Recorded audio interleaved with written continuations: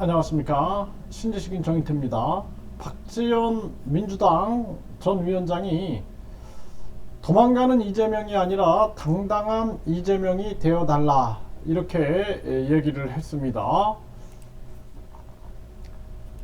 네, 이데일리에서 보도했는데요. 박지원 이재명 체포동의안 마지막 호소, 저도 정말 그만하고프다. 네, 이러한 얘기를 했습니다.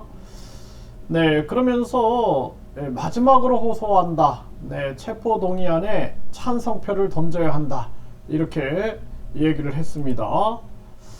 네, 그러면서 이 체포동의안 부결 이후에 민주당과 이재명 대표의 추락이 너무나 분명해 보이기 때문에 그렇기 때문에 이제 진정성 있는 발언을 하고 있는 거죠.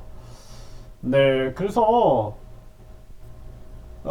이럴 때 단일 대우를 해야 한다는 말에도 매우 공감한다. 하지만 단결의 목표는 민주당을 살리고 국민을 지키는 것이어야 한다. 그래서 마지막으로 다시 한번 간절히 호소한다. 도망가는 이재명이 아니라 당당한 이재명이 되길 바란다. 이렇게 얘기를 했어요.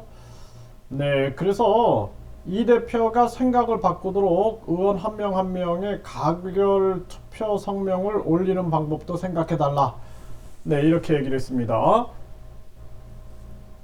이 참 굉장한 용기인데요. 이게 쉽지 않은 겁니다. 네, 그래서 지금 이재명 대표가 지금 민주당에서는 믿을 수 있는 사람이 이 박지원 같은 사람을 믿을 수 있는 사람이다. 이런 사람이 이거 반드시 생각을 해야 합니다.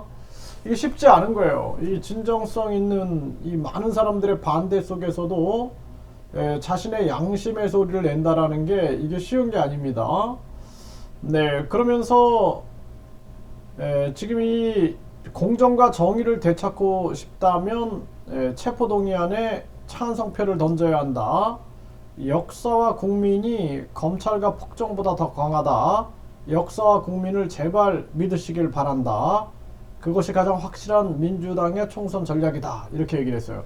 그러니까 민주당과 이 국힘을 떠나서 가장 중요한 측면들은 과연 옳고 그름의 문제에서 양심의 소리를 낼 수 있느냐라는 거거든요. 뻔히 옳고 그름의 문제를 인식하고 있는 거죠.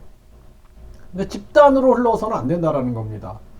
그래서 지금 뭐 윤석열 그 정부의 소위 윤핵관들도 마찬가지고 그 속에서 양심의 소리 그리고 많은 사람들이 돌을 던질지라도 그 속에서 진실과 자신의 소신을 밝히는 태도가 굉장히 중요한데 지금 이 국힘당에는 천하람 후보가 그렇게 하고 있고 민주당에서는 그나마 이 박지원 위원장이 이러한 목소리를 내고 있는데 참 저는 훌륭한 분들이다 이렇게 생각을 합니다. 그래서 이재명 대표는 박지원 위원장의 얘기를 들어야 되고 이재명 대표가 안 듣는다라면은 민주당 의원들이 그렇게 선택해야 한다라는 것입니다.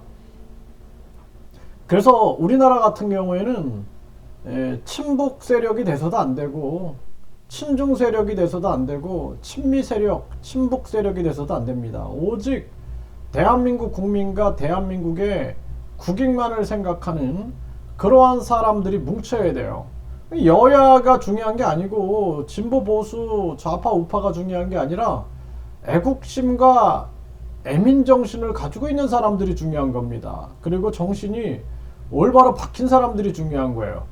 그래서 이 유튜버들도 마찬가지고 이 정치꾼들도 마찬가지고 계속 좌우를 나눠놓고 사람들을 좌파 우파로 나눠서 국민들을 갈라치기 하고 국민들을 싸움을 시키고 있는데 이 속에서 가장 중요한 것은 우리 국민과 국익이다라는 거. 이 국민과 국익 그러니까 좌파 우파 아니라 국민주의 국익주의자들이 뭉쳐가지고 제3지대를 구축하지 않으면 안 된다. 저는 그렇게 생각을 합니다.